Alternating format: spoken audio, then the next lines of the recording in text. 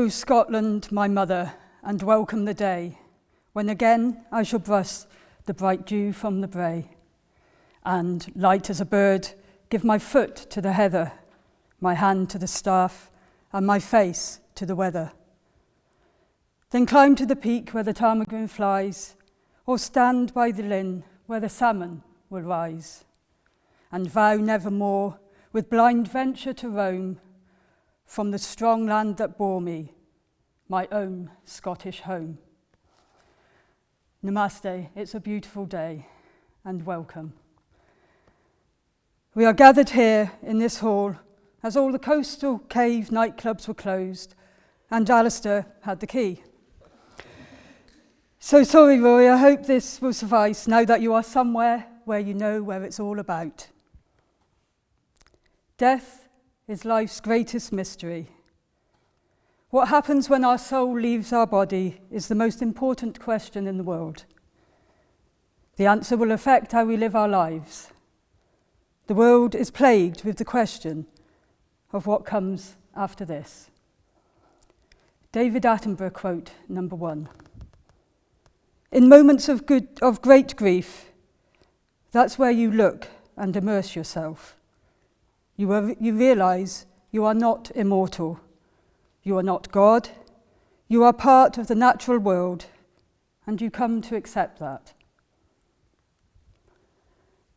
This ceremony is an opportunity to celebrate Rory's life now that he has moved on to his next great adventure. The love and joy at having the pleasure of him in your lives, and also a time to acknowledge one of the most difficult experiences in life, which is that of being parted from someone who we love and respect.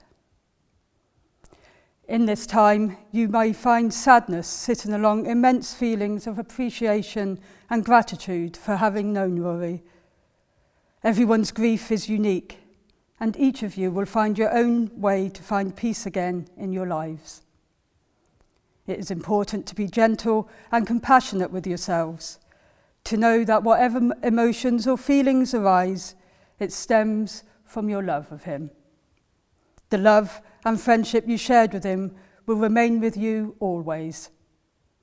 Whatever sadness you must experience at this time, may it move through you gently and with grace, and may you feel the peace that is present within you always, beyond the stories and memories, beyond the pain and suffering.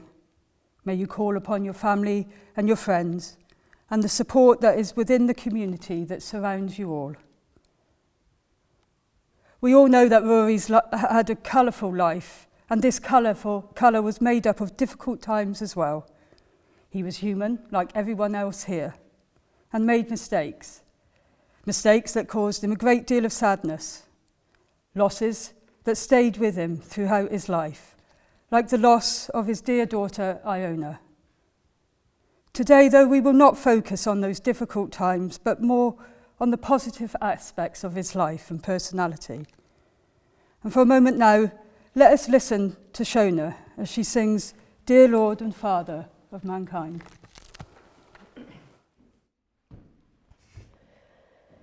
Dear Lord and Father of mankind, forgive our foolish ways. Reclothe us in our rightful mind, in purer lives thy service find, in deeper reverence praise, in deeper reverence praise. In simple trust like theirs who heard beside the Syrian sea, the gracious calling of the Lord, let us like them without a word rise up and follow thee. Rise up and follow thee. O Sabbath rest by Galilee, O calm of hills above, Jesus knelt to share with thee the silence of eternity, interpreted by love, interpreted by love. Drop thy still dews of quietness till all our striving cease. Take from our souls the strain and stress, and let our ordered lives confess the beauty of thy peace, the beauty of thy peace. Breathe through the heats of our desire thy coolness and thy balm. Let sense be dumb, let flesh retire, speak through the earthquake, wind and fire, O still small voice of calm, O still small voice of calm.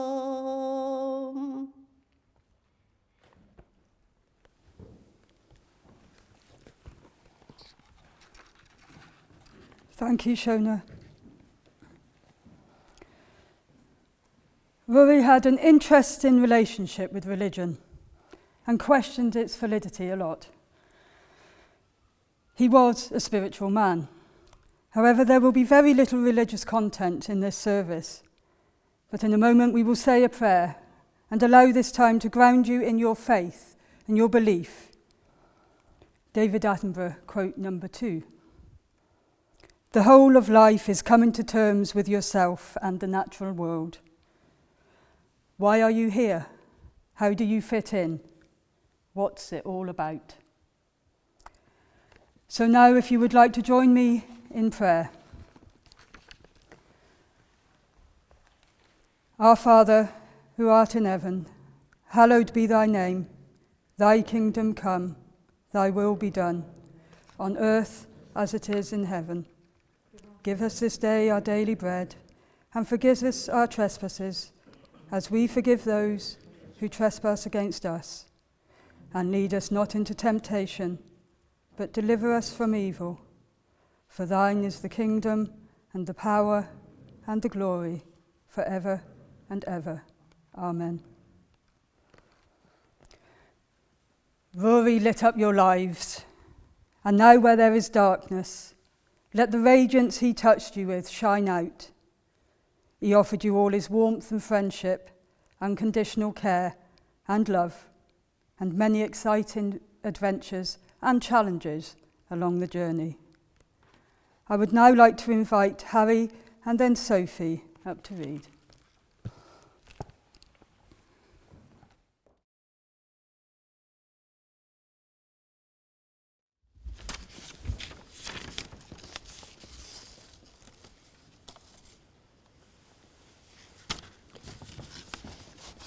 This is the prayer of St. Brendan the Navigator. Help me to journey beyond the familiar and into the unknown. Give me the faith to leave old ways and break fresh ground with you. Christ of the mysteries, I trust you to be stronger than each storm within me. I will trust in the darkness and know that my times, even now, are in your hand. Tune my spirit to the music of heaven, and somehow make my obedience count for you. Amen.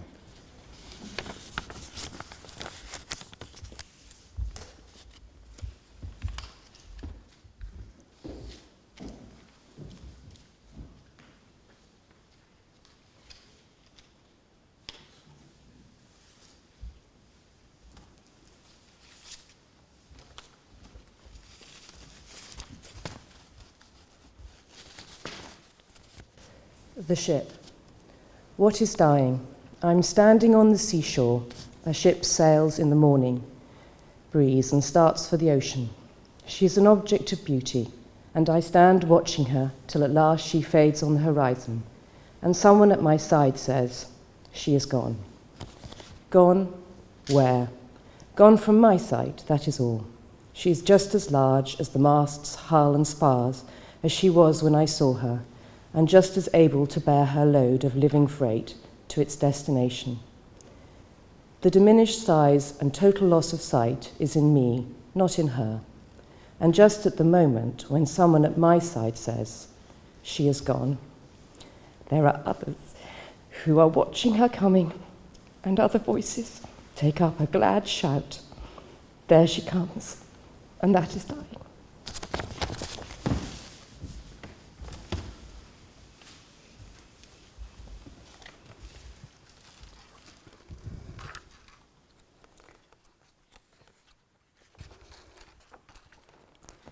Ruaraidh was as much as part of the scenery around here as the sea and the mountains are. David Attenborough, number 3.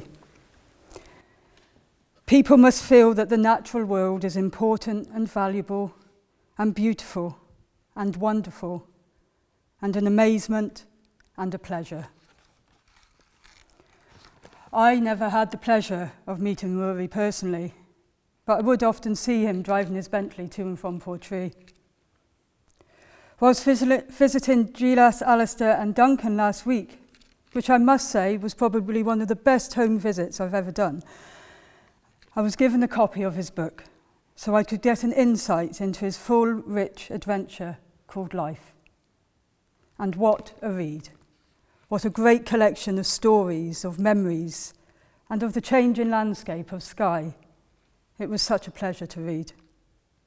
However, no amount of insight, no amount of reading can deliver a tribute or a eulogy better than one written and spoken by those who loved and knew him best, you, his family. So I will now invite you up to share your words of your father.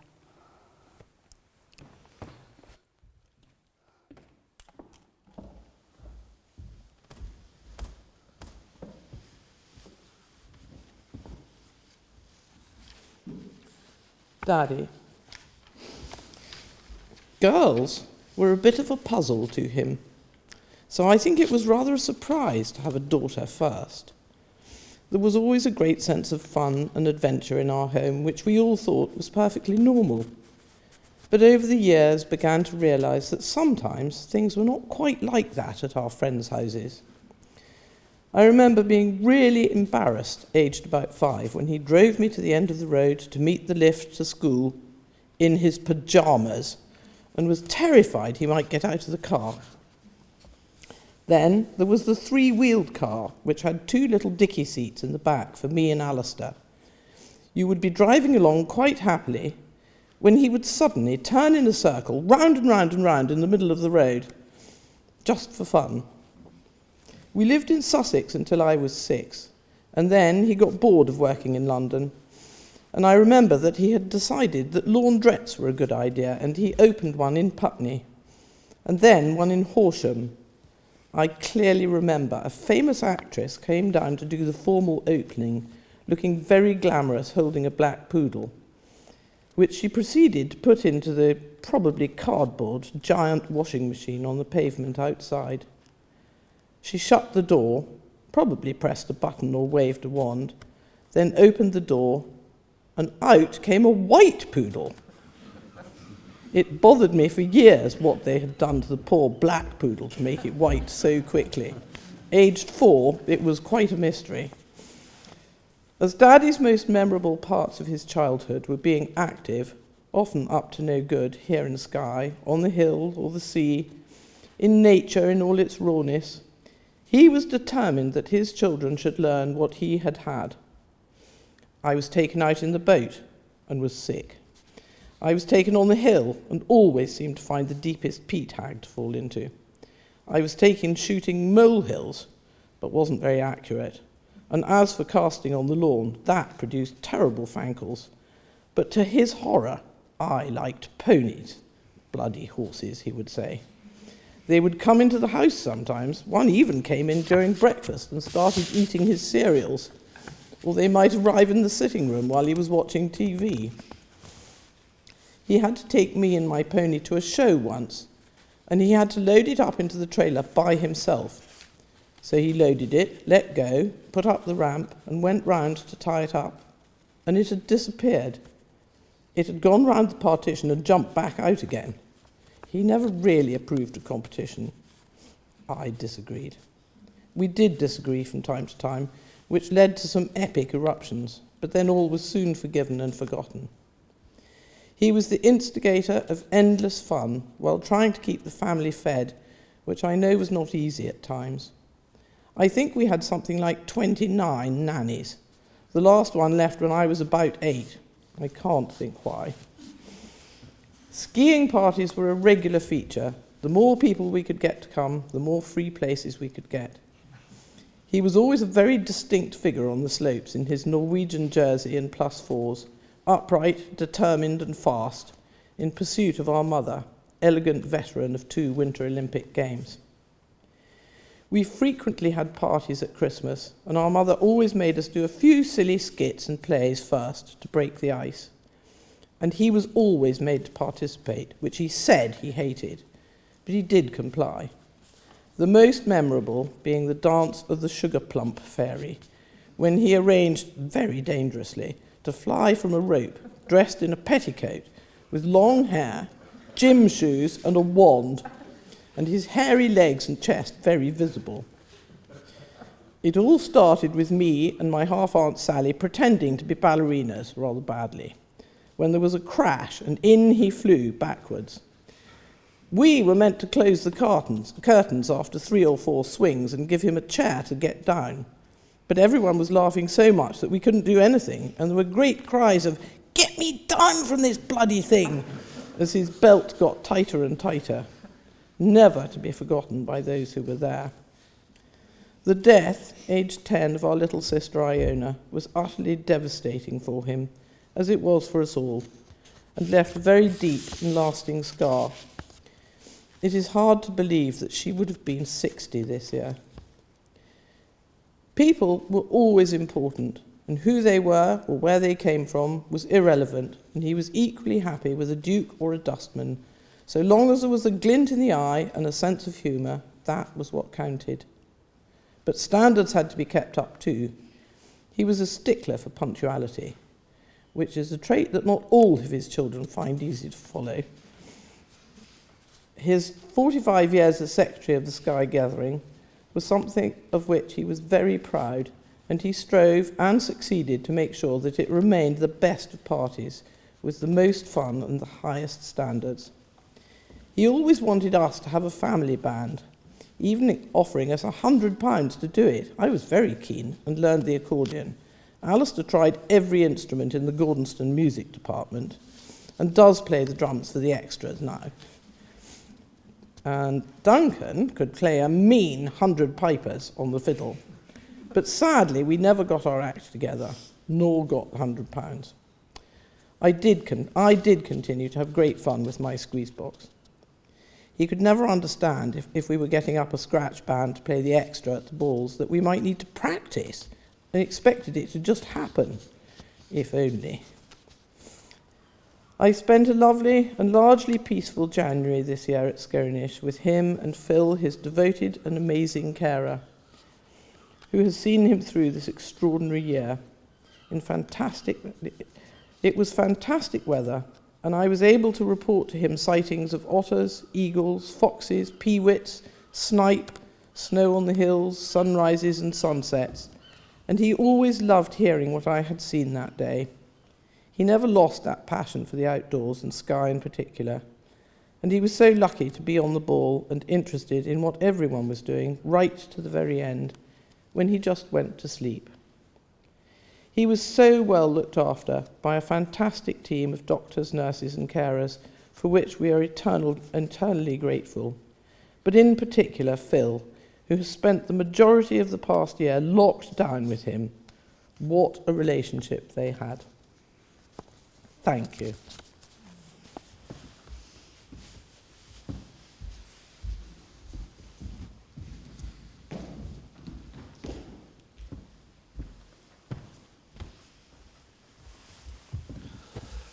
Daddy,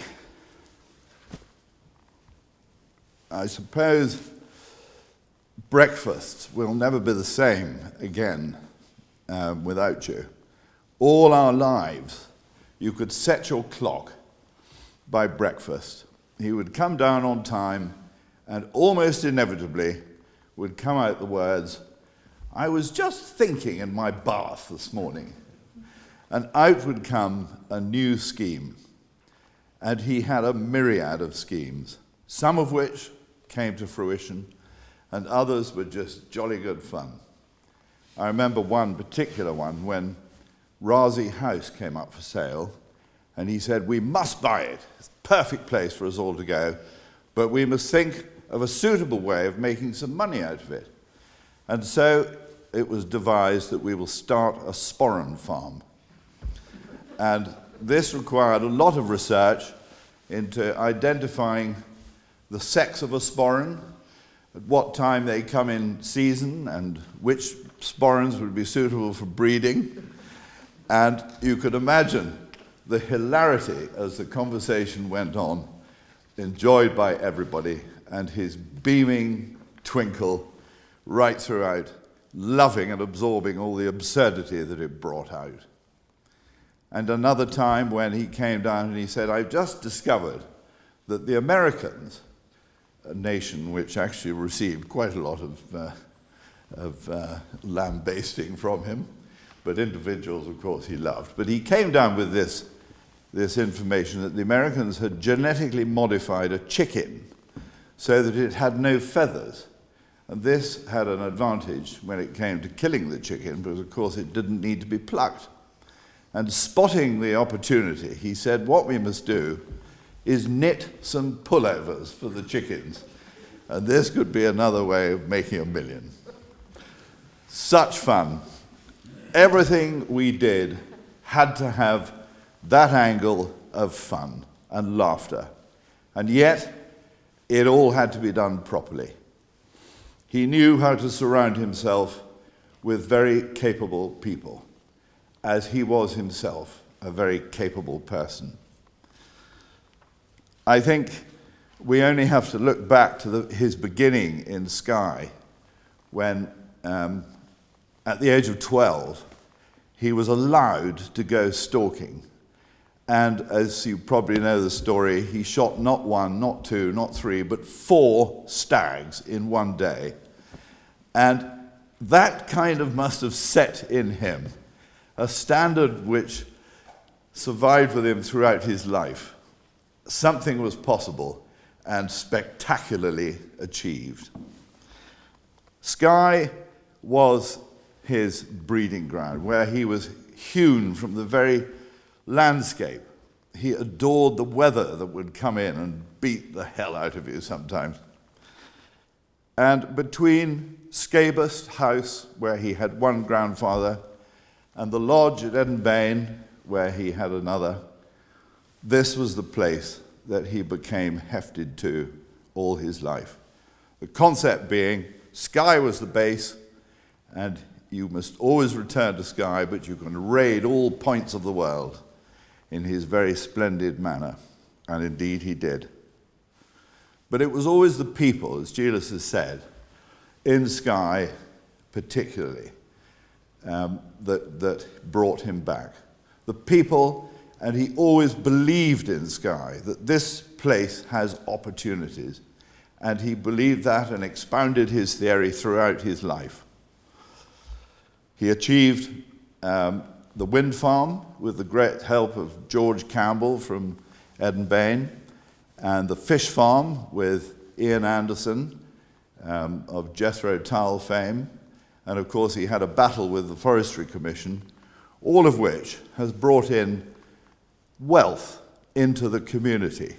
And I hope it has left, and I know it has left, a good mark. Of course, the other great thing, the balls, in this very room from the age of 19, when he probably attended his first Skye balls, until he died. There was hardly a year he missed. And the latter 45 years when he was the secretary, following on from my grandfather, who had done it for 50 years, was his pride and joy, and he made a great reputation for himself, retaining the high standards of turnout, discipline, but most of all of fun and the enjoyment that we have all loved. In a way, it's kind of retaining a folklore. He insisted that men should know how to dance and set and swing and do it gracefully. And it's beautiful to be part of. He also took 250 people to St. Petersburg to dance in the Bezborodko Palace in St. Petersburg, which was the most wonderful weekend of Scottish fun. Some years after we'd been, we invited some of the Russians to come back here, and we got a lovely lady from Siberia called Irina Spirina, who some of you might remember. And it happened to be the same year that my father rang me up and he said, "You'll never guess what, but I've just discovered that there's a troupe of Maasai warriors from Kenya who are doing a tour around Scotland, visiting the schools, and they happen to be in Portree." So between us we said, go no further, book 'em. And as we all formed up for the foursome reel in this room, we made an announcement, please clear a space, we have some late arrivals. Upon which entered a troupe of Maasai warriors dressed in their red, playing a kudu horn, carrying their spears and shields, and it was the most wonderful occasion and enjoyed by everybody there. They did their demonstration and then they participated in the foursome reel which followed. Irina Spirina thought we were up to some sort of devil worshipping and ran from the building. Perhaps his capacity to provide protein really exemplified his life. And I mean by that, he would go out into the sea and he would catch lobsters where nobody else could. He'd come back with the crabs, with the prawns, mackerel, all sorts of whitefish. And this was the way to live. And if that wasn't on the table, then there was venison, endless piles of grouse, pheasants, woodcock, all caught or shot from the land. And it was a lovely sight to see him perched or his glasses perched on the end of his nose in the kitchen, picking away at a lobster. And every last morsel of meat was taken from it. And some of them, of course, provided by Tex and Ian, had kept him in the latter years in good supply. And of course, his final birthday, he enjoyed the most recent discovery of Alaskan crab. So the enthusiasm for food has been well kept in the family, as you can probably see since then. His service in the army, he did his national service in the Scots Guards, made a lot of very good friends, but he sadly just missed the war. Sadly for him, he just missed the war. And I think that was something he greatly wanted to do, was to play his part. After his national service, he returned to work in London and he joined the Special Air Service, number 23 SAS, where he made a lot of very good friends, one of which, Lord Bill Macpherson, died only 2 days before my father. And I think the SAS spirit he carried throughout his life.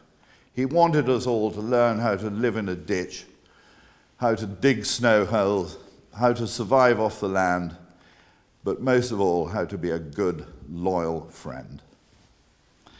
And of course, in the SAS, he joined a party which went to do the oat route in Switzerland between Chamonix and Saas-Fee with Roger Wellesley Smith and Bernard Dew Matthews, who remained great friends of our family. And the mountains provided adventure. One of the great things which he did was we went down to London. We were having lunch with Aunt Mary. She was born in Skye House.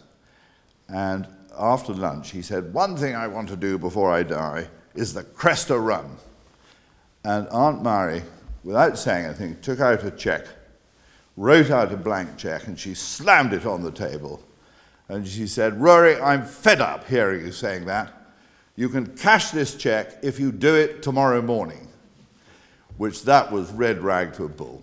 So he went to the wedding that night, off to Zurich, and the following morning he rode the Cresta. He was allowed to go down with hardly any training, and he got the fastest time ever of any man over the age of 50 doing it for the first time.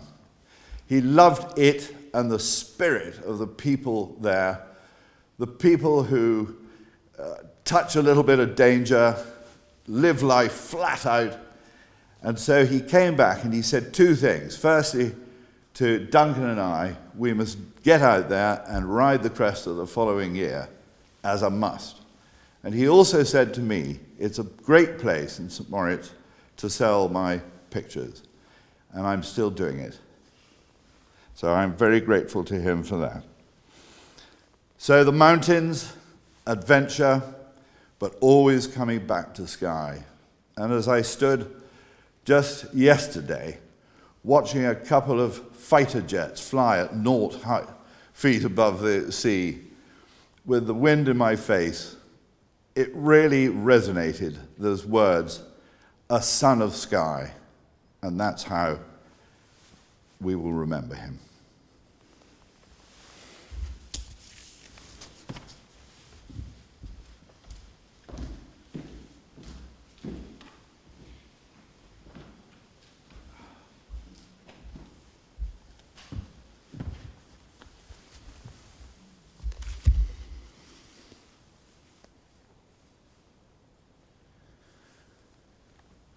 Wail loudly, ye women, your coronach doleful. Lament him, ye pipers. Tread solemn and slow. Mown down like a flower is the chief of Ardgour, and the hearts of the clansmen are weary with woe. In peacetime he ruled like a father among us. Unconquered in fight was the blade that he bore. But the chase was the glory and the pride of his manhood. Strong Donald the hunter, Magillian Moor. Low down by yon burn that's half hidden with heather, he lurked like a lion in the lair he knew well. 'Twas there sobbed the red deer to feel his keen dagger, where pierced by his arrow the caillecock fell. How oft when at e'en he would watch for the wildfowl, like lightning his coracle sped from the shore. But still and for aye as we cross the lone Lochan is Donald the hunter, Magillian Moor. Once more let his war cry resound in the mountains. MacDonald shall hear it in airy Glencoe. Its echo shall float o'er the braes of Lochaber, till Stuarts at Appin that slogan shall know. And borne to the waters beyond the Loch Linney, twixt Morven and Mull where the tide eddies roar, Magillian shall hear it and mourn for their kinsmen, for Donald the hunter, Magillian Moor. Then here let him rest in the lap of Skur Donald, the wind for his watcher, the mist for his shroud, where green and the grey moss will weave their wild tartans, a covering meet for a chieftain so proud. And free as the eagle, these rocks were his eyrie, and free as the eagle his spirit shall soar o'er the crags and the corries that erst knew his footfall, of Donald the hunter, Magillian Moor. We're going to have that again a little bit later, and we're going to sing it, and it'll sound a little bit different. And I gather there may be a few people plugged into this remotely, and the words are going to come up, and we're going to ask because we can't sing this, that everybody who's watching sings it as loudly as they possibly can.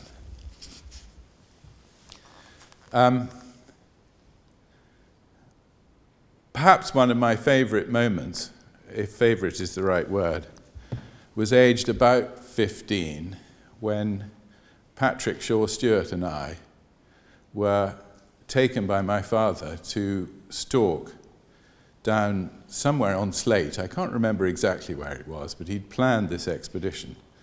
And out we went, and we walked and we walked and we walked. And I was thinking about sex and cars and warm drawing rooms and other things of what I wanted to do, but not where I was. And we shot 2 large beasts at about 4:30, right out in the middle of nowhere, and had to drag them down to the shore, where we'd made a kind of half-hearted arrangement with a local boatman to come and pick us up. And we just got down to the shore, and we saw the boat making its way along the horizon. And we waved, and he didn't seem to see anything, and then he turned around and went back, and we waved a bit more, and then we waved a lot, and then we just saw this one figure finishing off what looked like the end of a bottle of whiskey in the boat, and he went home, and we realized that we were stuck because we'd walked about 8 miles, and we had these 2 beasts. My face fell when my father said, "That's great, we're going to spend the night out here, we're going to shelter in the carcasses, and we're going to eat the livers."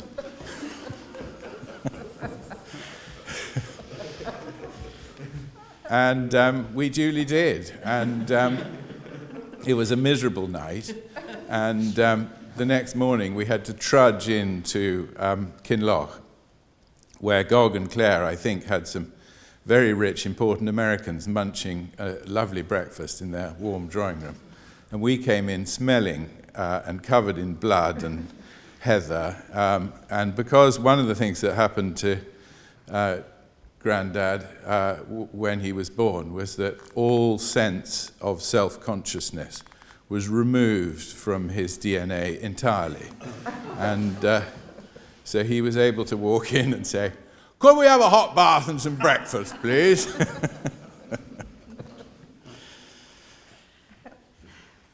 I think Skye was the thing that shaped him throughout. That was his true north.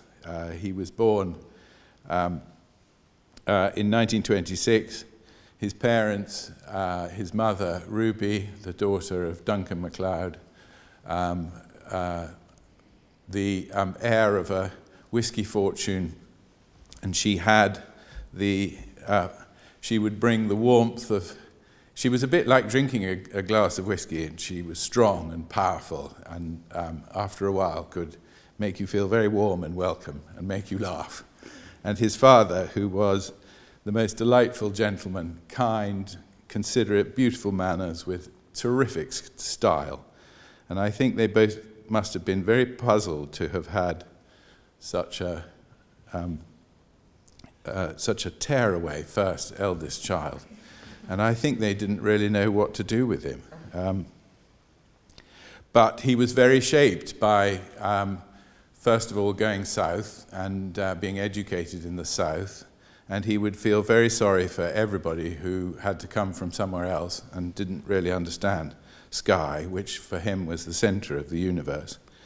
And he was very shaped by the war heroes of the day who were not far away from him in age, and I think he thought that every one of them must have been shaped by the same experiences that he'd had of being out in the wild. And he used to sleep with a rifle under his bed, ready, just in case Hitler had the brainwave that they might invade through Eden Bain, and he'd be there to meet them. And I think from that moment on, he saw his life as a raiding party, and it was to go out into the world and raid and have adventures and come back every now and then with his spoils. And he had all the adventures that we've been talking about through the army, through his business adventures. And when he got married and then had children and then had grandchildren and even great-grandchildren, I think he saw this as being provided with a range of new assistants to help him with his raiding mission. And sometimes they would receive huge bollockings for not falling into line and following the instructions. But nothing gave him greater pleasure than to be fired back at and to see an independent spirit amongst his children and offspring. And a spirit of adventure was really what he was looking for. I suppose I remember as a small child seeing friends of his turning up to Sanka to stay and they would leave their ticking, cooling Jaguars or Arvises or Aston Martins or whatever they might have been, and I would nip out and look inside. And to me, I was so suggestible that I thought that all the dashboards and the switches and the dials were something that meant you needed enormous skill to drive this personal spaceship, and harked back to the Spitfire pilots of the day.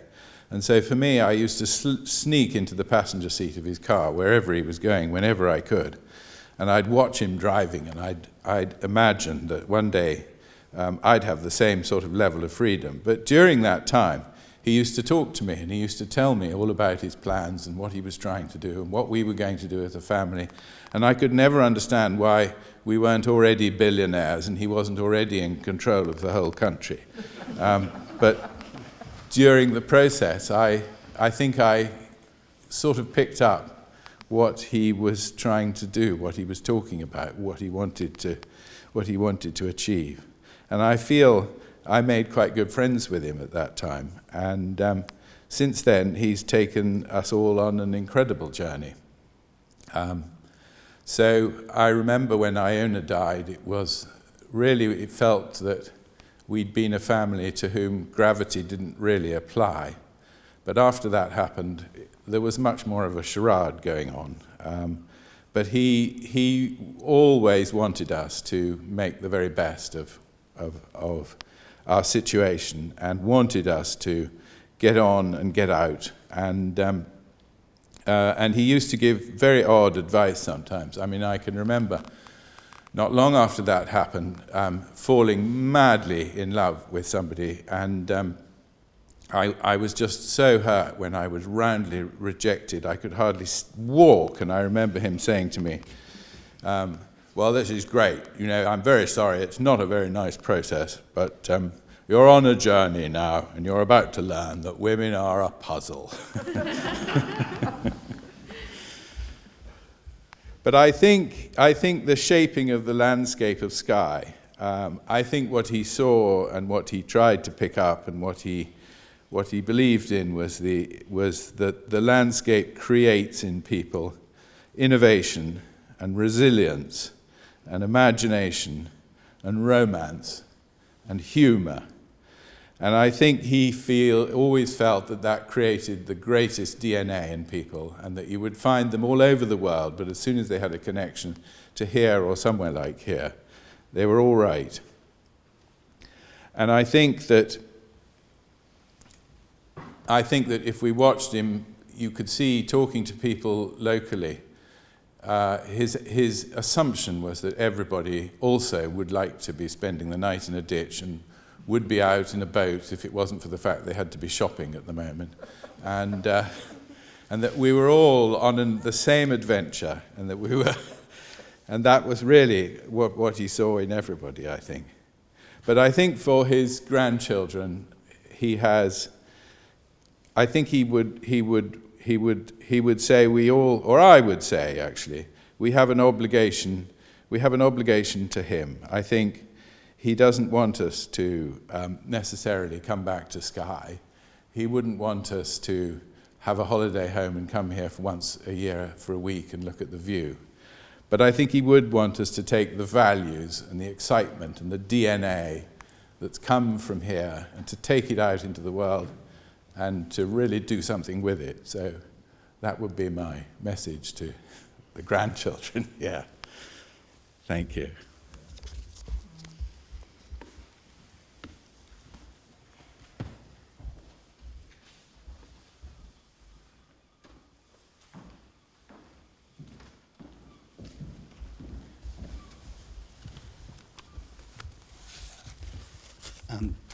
So for my small part, I first heard tell of an extraordinary sage residing on the Isle of Skye from friends of mine, friends of Flora's, but this was many moons ago, before my life's rendezvous with the clan Hilleary started.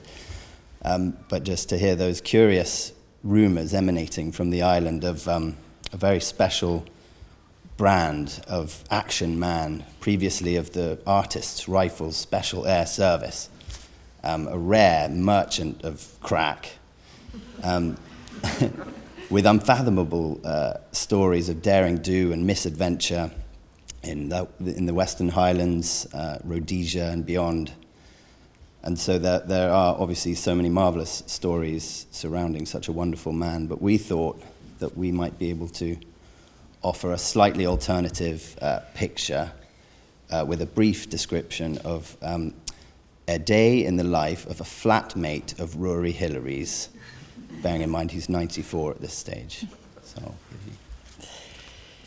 it's not really a typical start to a marriage when you bring your shiny brand new husband and 9-month-old baby to go and live with your grandfather on a far island that neither of them know very much about.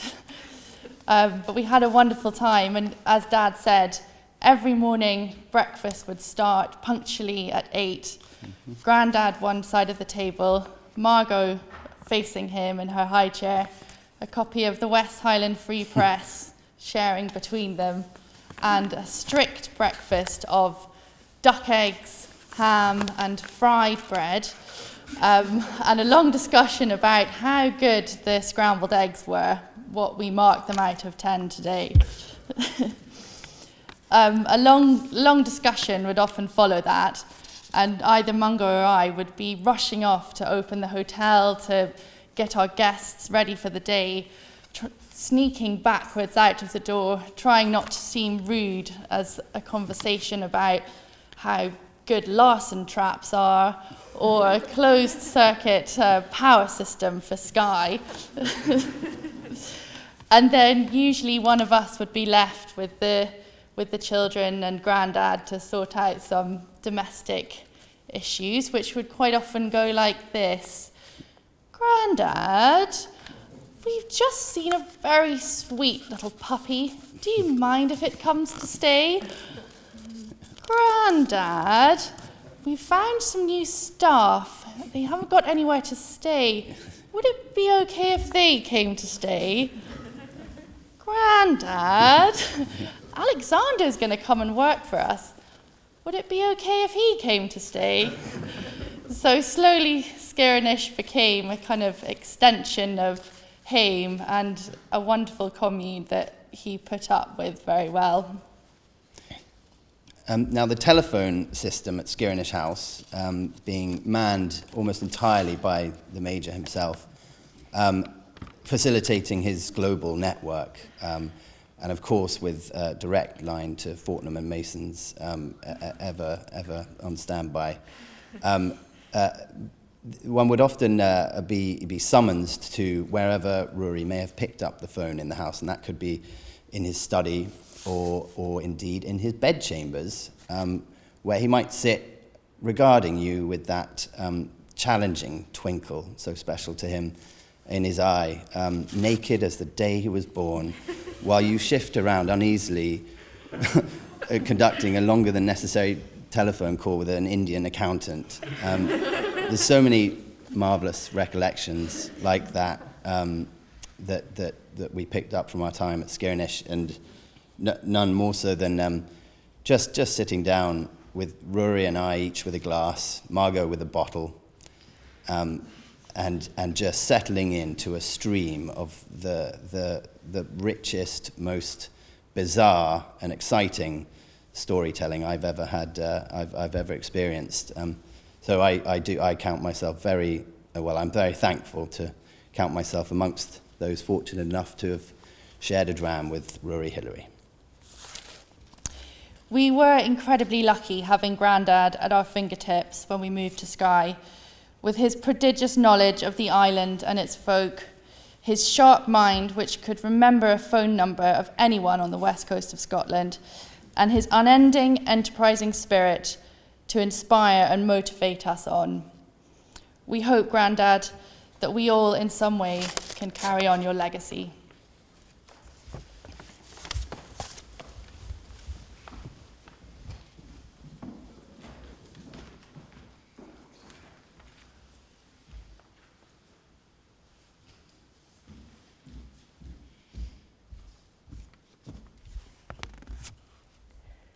Sunbeams on a scudding sea, waves thundering on the great black rock, a wiry hair on a ruddy nose. A pearl in my muscle, mooshkins, brochs, the land of the fairies. Oysters, lobsters, grouse, famous grouse. Hare, heart, pate. Howling, howling went the gale. The trampoline has blown away. Power cut. Christmas turkey in the belling. Meow, meow. Big bugger, little bugger, big bugger, little bugger, big bugger, little bugger. No helicopters. The young just don't know how to dance. Elegantly. Grishnish, Scabist, Eden Bain, and Tain Lone. The great sky eagle soars. Ah, morning, morning.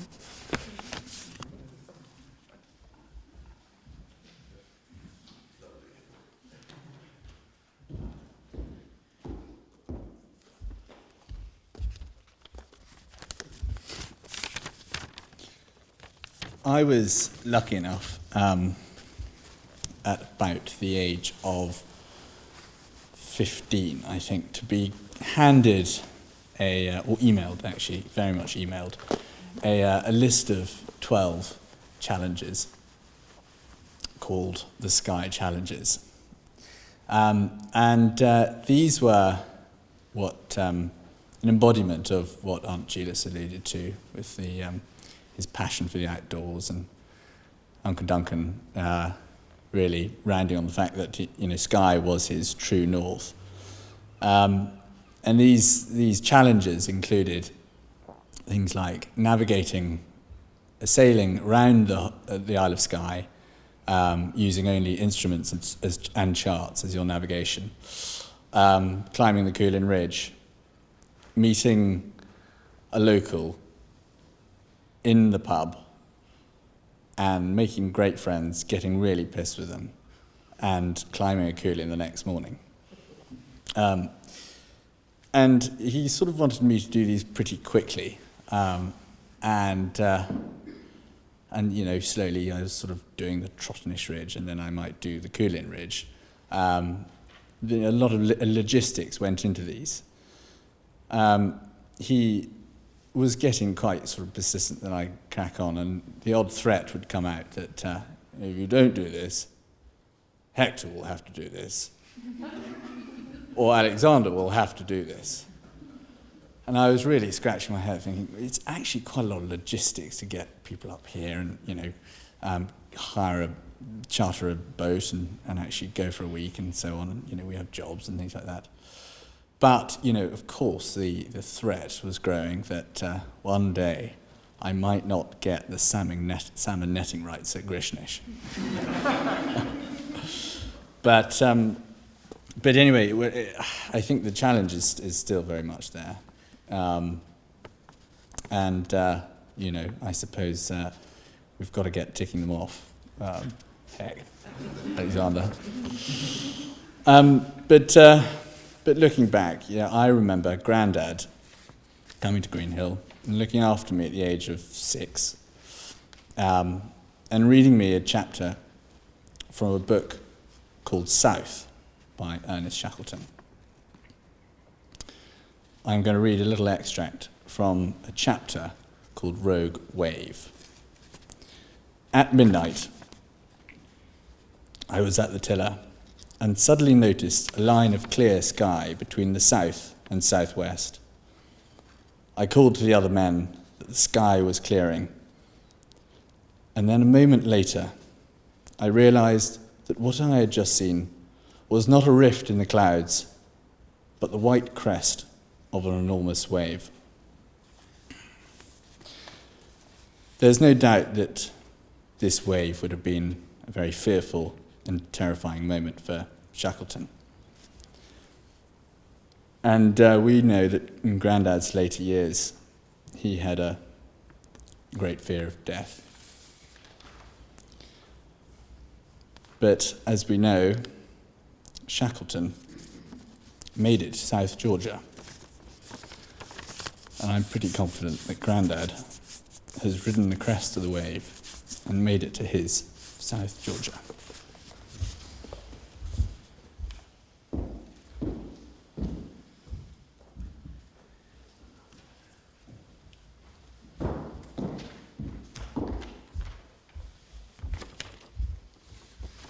This is Sea Fever by John Masefield. I must go down to the seas again, to the lonely sea and the sky, and all I ask is a tall ship and a star to steer her by, and a wheel's kick and the wind's song and the white sails shaking, and the grey mist on the sea's face and the grey dawn breaking. I must go down to the seas again, to the call of the running tide, is a wild call and a clear call that may not be denied. And all I ask is a windy day and the white clouds flying, and the flung spray and the blown spume and the seagulls crying. I must go down to the seas again, to the vagrant gypsy life, to the gull's way and the whale's way, where the wind's like a whetted knife. And all I ask is a merry yarn from a laughing fellow rover, and a quiet sleep and a sweet dream when the long trick's over. I always remember a couple of years ago, Grandad having, I think the word is a debate with the minister for the Wee Free Church. And one of the most pressing questions he had was about the application process to become a ghost. So I like to think this application process has succeeded, and that every time any of us hear that little go for it, do it voice in your head, that's Grandad telling us that mischief has to continue and should always be there.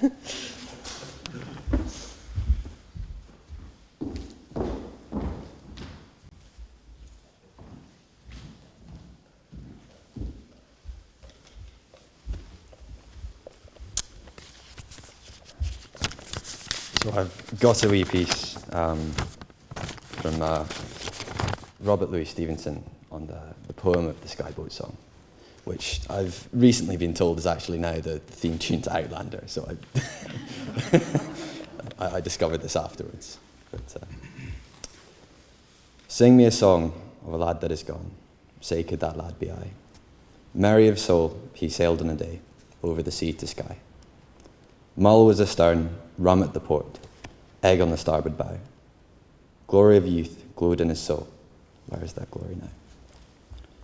Sing me a song of a lad that is gone. Say could that lad be I. Merry of soul, he sailed in a day, over the sea to Skye.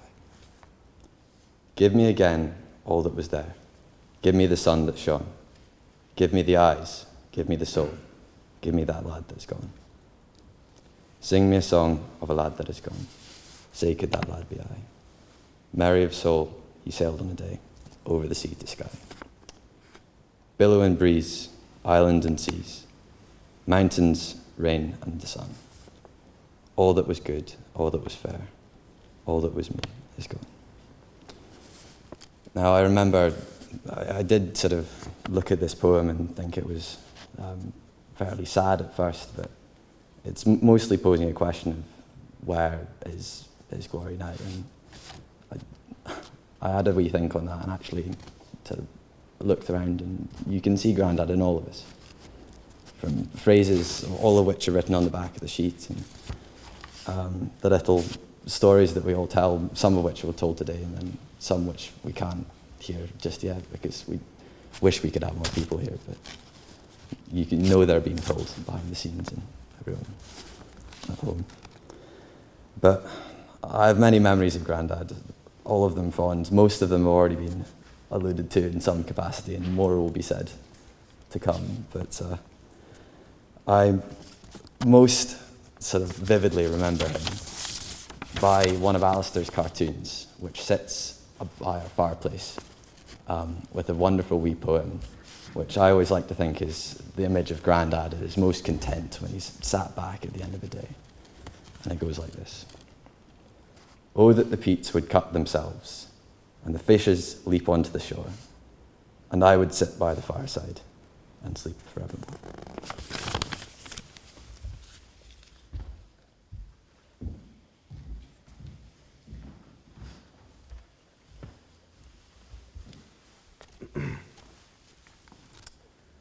If you were to ask me of my grandfather, how would I explain? The life of a bull terrier free from his chain. The wildness of an outlaw, refusing to be tame, and the heart of a man kindled in flame. Well, he taught me how to parachute roll at the age of 85, and his sense of fun and laughter kept us all alive. His strength of character could not be tamed, and no scandalous act could ever be shamed. The depth of his character held no end, and to all he met, he was simply a friend. One time I found him with my friend Fred, blowing up condoms and resting them on his head. His mischief travelled far and wide, from the Outer Hebrides to the River Clyde. He had incredible skill at connecting to the young and turning any situation into bucket loads of fun. Even at Christmas, he was never disdaining, eating chocolate willies just to be entertaining. And so I would think, is this a normal grandfather or some strange, dangerous, evil, wicked master?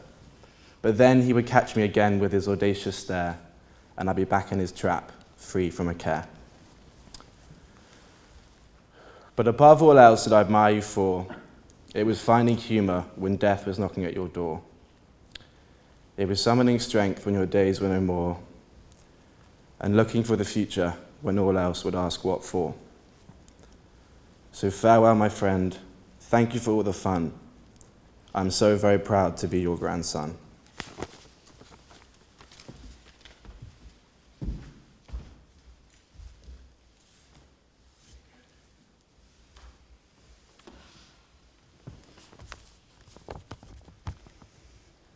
Made me cry before I even start.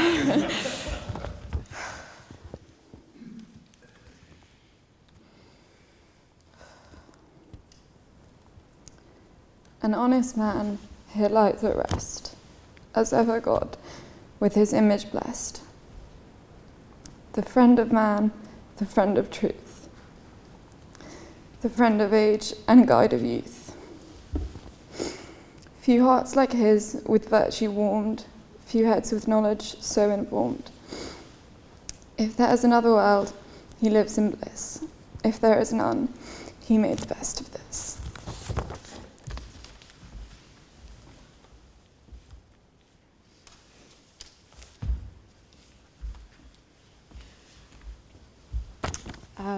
So I thought I needed to thank Grandad for, particularly when I was at Edinburgh, hosting me and making me have every friend I probably ever made. Particularly me and Alexander MacDonald used to take groups up. I think we did about 6 or 8, and I counted 75 of my friends that I've had to stay at Grandad's house. There are no other 90-year-olds that I could say that have hosted 30, 21-year-olds till 7 a.m. in the morning, squashing them into his Bentley, taking us on walks, dancing, and completely with us as just as much part of the team, never afraid of being the older one. And that's something that I hope we can all follow him in. But I guess what I really want you to know is that we're never going to let you go. Even if we wanted to, we can find you everywhere. As I drove up to Skye last night, you were in the powerful mountain tops, full of snow, I found your naughty little twinkling eyes sparkling in the salt water, catching the moonlight. You were in the blast of wild fresh air as we got the hell out of London. You're in the first sights of heather on the horizon. You're in the smell of chestnuts on the stove. You're in my cuts and bruises, character-building tumbles, and my determination to not complain about my painful blisters that are burning in my shoesies. You're in the peaty water, whether we're swimming or drinking. You were even in the toothless lorry driver that swore at us as we went by. You were in Eliza's speedy driving, racing people round the bend. You're in Alexander's terrible-looking black eye. You're in my careful packing, folding to get everything just right. You were in Alistair's bear hug when we got here last night. You were in Geordie's "Don't spill gravy on my shirt, Mari," as he hugged me hello. You're in Gilas's bravery every day we go. You're in Dad's witty remarks that keep us all laughing no matter what pain comes or goes. You were in Jeannie's golden aura radiating as we arrived here. You'll be in the brawling children's screams that we will return to. You're in the ice-pick crackers of the lobsters we're going to eat tonight. You're in the tumbler glass that Mungo is going to give us to get through it. You're in the Highland music that we're going to hear. You're in the fact I wrote this on the way here. You're in my tartan sash that I'm wearing right now. I know now you're drinking whiskey in the stars, but until then, I'll find you in the earth, the land, the sea, the sky, and our hearts and souls lifted high. I promise it won't change no matter how much I cry. So save a seat for us at your table, and we will follow you when we're able.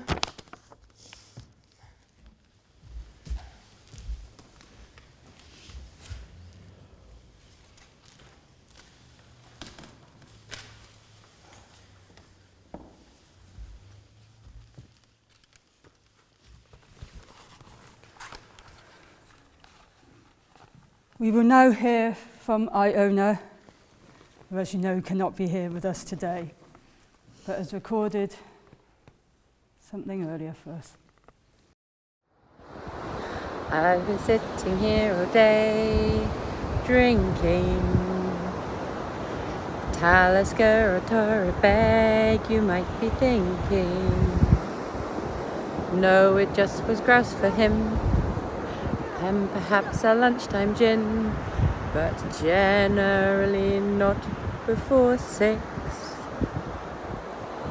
Eating oysters in the back of your Bentley, turning partners at the balls gently, +4s on the slopes, sugar plump on the rope, stories through which you'll live on. Grandad, you were splendid. That's what we all thought of you. Now that your tenure's ended, we'll lord all your adventures anew. Grandad never ever was boring, famous for his wind farm and snoring. Lots of ventures and ideas, a failure he never had a fear. What a wonderful way to live life. Catching mackerel off your boat for breakfast, skiing in the Dolomites, the fun was endless. Skinny dipping in the fairy pools, encouraging us to break the rules. You were larger than life in all ways. Grandad, Grandad, splendid. That's what we all thought of you. And now that your tenure has ended, it won't be the same without you. I'm trying to record this at the beach at 7 o'clock at night whilst parenting at the same time. But it's a particularly wonderful spot called Curio Bay. And Grandad came to visit us here and had the most wonderful time. And I've got a lovely picture of him sitting in a house that's just down the beach there. Grandad was just wonderful and terrible and naughty. It was very difficult being his favourite sometimes because other members of the family would coerce me into telling him off for the various bad things he'd done and try and get Ed to behave himself. But he will be sorely missed. I hope you will have the chance to celebrate him, but let's have a proper party when this is all over and we can travel again, and we'll have a proper party to celebrate Grandad because he really was one in a million. Lots of love.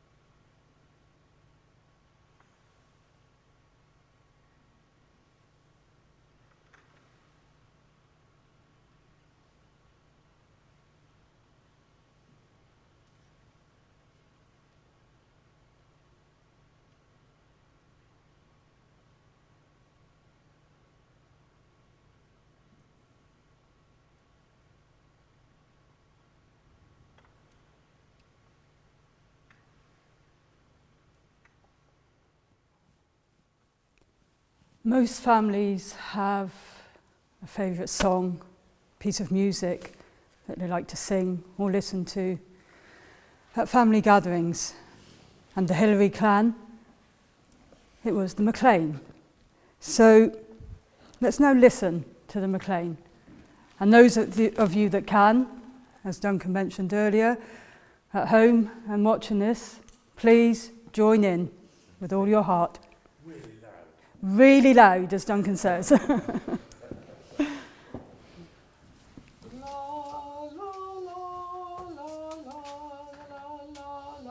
Wail loudly, women, your coronach doleful, lamenting ye pipers, tread solemn and slow, mown down like a flower is the chief of a gower, and the hearts of the clansmen are weary with woe.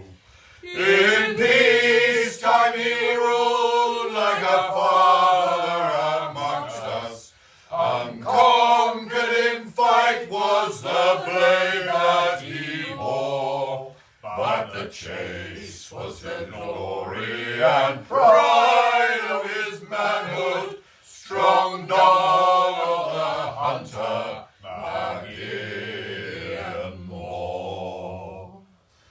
Low down by yon burn that's half hidden with heather, he lurked like a lion in the lair he knew well. 'Twas there sobbed the red deer to feel his keen dagger, there pierced by his arrow the Cayley cock fell. How oft when at even he'd watch for the wildfowl, like lightning his coracle sped from the shore, but still and for aye as we crossed the lone Lochen is dawn of the hunter, Magian Moor. Once more let his war cry resound in the mountains, MacDonald shall hear it in Irrigan-Co. Its echoes shall flow to the blaze of Lochaber, till Stuarts and Appin that slogan shall know. And borne to the waters beyond the Loch Linnhe,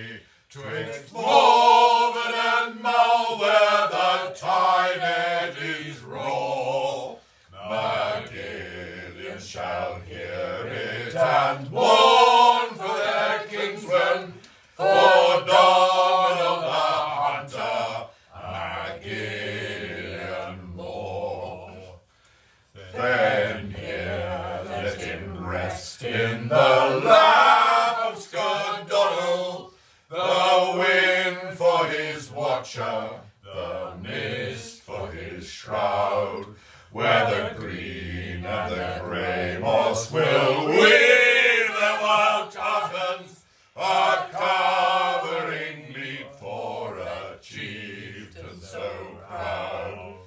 For as free as the eagle, these rocks were his eyrie, and free as the eagle, his spirit shall soar. Oh, the crags and the corals that erst knew the footfall of Dawn of the hunter, E.M.R.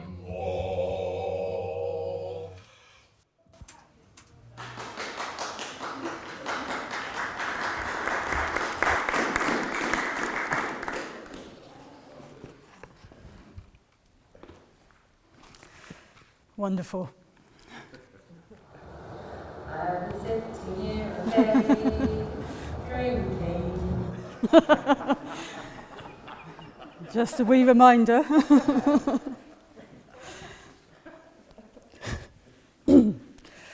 Well, how do I follow that? The prophet Al-Mustafa was preparing to leave a place that had been home for many years. The people of the city were grieved at his leaving. He spoke with a large crowd before departing. He could see their sadness, and he said to them, "This would I have you remember in remembering me. That which seems most feeble and bewildered in you is the strongest and most determined. It is not the breath that has erected and hardened the structure of your bones. And is it not the dream, which none of you remember having dreamt, that builded your city and fashioned all there is in it? Could you but see the tides of the breath, you would cease to see all else. And if you could hear the whispering of the dream, you would hear no other sound." He then goes on to say, "Patient over patient is the captain of my ship.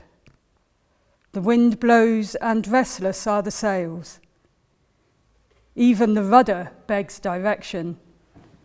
Yet quietly my captain awaits in silence. And these my mariners, who have heard the choir of the greater sea, they too have heard me patiently. Now they shall wait no longer. I am ready.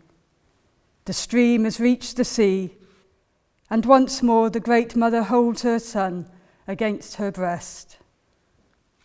Fare you well." We are all concerned, directly or indirectly, with the death of any individual, for we are all members of one human community. Though some of the links between us are strong and some are tenuous, each of us is joined to all others by links of kinship, love, or friendship, by living in the same community, town, or country, or simply by our own common humanity. The uniqueness of each human life is the basis of our grief in bereavement. You can look through the whole world and there will be no one like Rory. He still lives on in your memories, and though no longer a visible part of your lives, he will always remain a member of your family, of your circle, through the influence he has had on you and the special part he has played in your lives. When you leave here in a short while, I hope, like me, you will leave with the feeling of having shared something special for a very special gentleman. And remember, even though the body dies, the spirit does live on, and the moments of shared love are eternal and can never fade. And one last quote from David Attenborough. "It seems to me that the natural world is the greatest source of excitement, the greatest source of visual beauty, the greatest source of intellectual interest. It is the greatest source of so much in life that makes life worth living. At every funeral, we are reminded of our own mortality and of others close to us who have died, and we share the intensity of our common humanity. Those people who have been a strength and inspiration and good company, and who have enriched our lives by giving love and friendship, and who have derived mutual fulfillment from this. These are the people who give meaning to life. People like Phil, who dedicated the past year looking after and keeping Ruaraidh company. The community nurses, the home care team who looked after him so well. Because without people like these in our communities, it is not possible for us and to have our loved ones at home at such an important time. And it is their dedication to Ruaraidh that made this possible. He had a rich, full life, as you know, and he was loved by you all. His influences will live on in unending consequences that will flow from his happy life and the wonderful, warm character that he was. It is you now that will carry on his memories, the memories of his smile, his laughter, and the good times together, his kindness and his generosity. It is in those memories, in the myriad of influences and impressions, and in the genes and character traits of our successors that gives us a sense of continuity. So, farewell to the mountains high covered with snow, farewell to the straths and the green valleys below, farewell to the forests and wild hanging woods, farewell to the torrents and the loud pouring floods. My heart's in the highlands, my heart's not here. My heart's in the highlands, chasing the deer, chasing the wild deer and following the roe. My heart's in the highlands, wherever I go. So we're coming to the close of this part of the service, so I will just say a prayer. So if you please. Heavenly Father, thank you for the gift of this earthly life. We thank you for the life of our brother, for the years you gave him and the character that you shaped in them. We thank you for their life, for every memory of love and joy, for every good deed and every sorrow shared with us. We thank you for the rest in Christ he now enjoys, and we thank you for giving him to us for a time. And we praise you for the glory we shall share together for eternity. Through Jesus Christ, our Lord. Amen. I'm now going to pass over to Shona, who will sing Psalm 23 in Gaelic for us.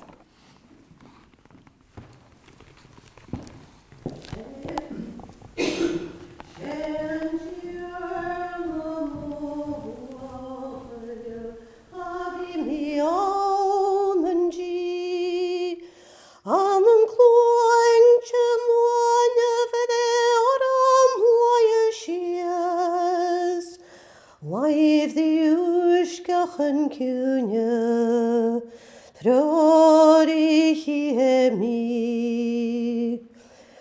Ruaraidh E.M.R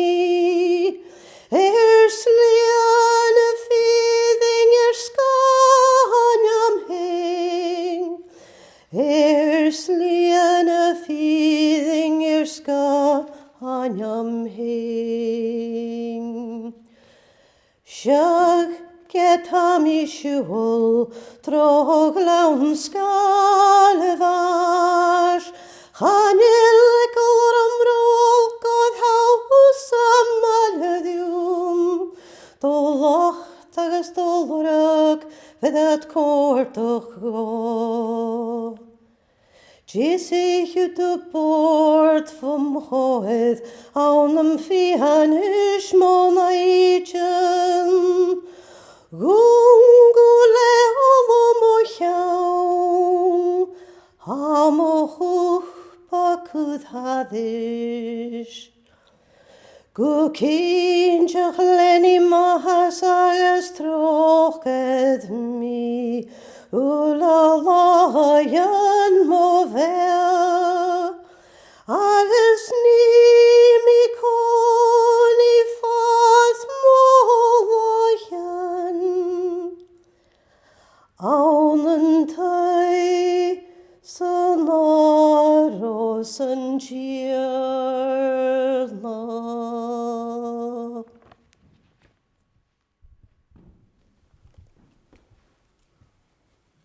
Thank you, Shona.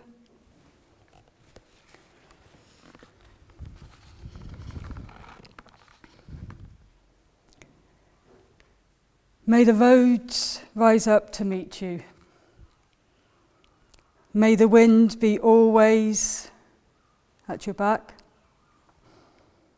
May the sun shine warm upon your face. May the rains fall softly upon the fields. And until we meet again, may God hold you in the palm of his hand. So we've now come to the end of this part of the service, and very soon we will be making our way to Edinburgh, to Ruaraidh's final resting place. So if we could all please be upstanding.